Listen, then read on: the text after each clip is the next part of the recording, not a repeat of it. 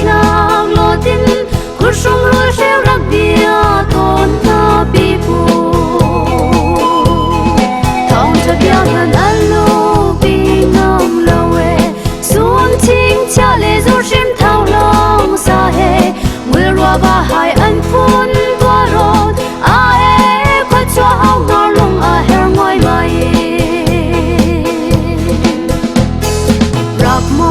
rak mo e lung ron khoi zung jin chin rak mo e im bang che lim ban tho chok in nu lao se mong bang nau kyar mar nu lao e sung chin mang boy long za an nan ram hong sang chin tang nga